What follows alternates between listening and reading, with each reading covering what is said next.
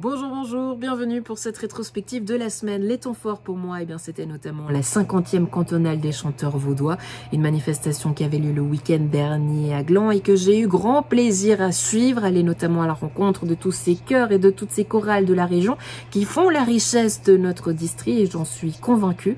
C'était assez touchant de voir qu'il n'y avait pas une personne qui se mettait plus en avant que l'autre, mais que tous ces passionnés souhaitaient chanter à l'unisson des valeurs qui touchent également notre cher ministre de la Culture, Nouria Goretti, qu'on a eu au micro. Lundi, on a également parlé du nouvel horaire 2025 des CFF. D'ailleurs, dites-nous si cet horaire vous convainc ou pas aux commentaires, pourquoi pas. On en a parlé avec Roxane Faro, municipale en charge des infrastructures pour la ville de Nyon. Savoir si Nyon se rejoignait également à ce mouvement contestataire des autres villes comme Yverdon. Et puis le soir, lors du conseil, ces thématiques ont également été abordées par les conseillers.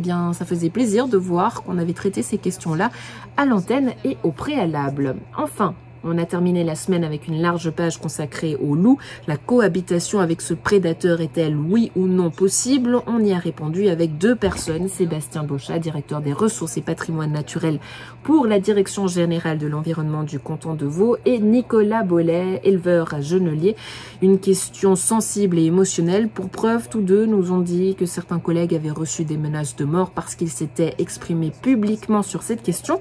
Avec mon collègue Alexandre, il nous tenait donc à cœur de parler de cette thématique. On a eu d'ailleurs beaucoup de mal à convaincre les gens de venir nous en parler en plateau parce que c'était un sujet sensible et émotionnel. C'est à voir lors de la quotidienne du mercredi 17 mai. Voilà, une petite semaine parce qu'il y a eu ce férié. J'espère que vous en profitez bien. On se réjouit en tout cas de vous retrouver à partir de lundi. Ciao, ciao!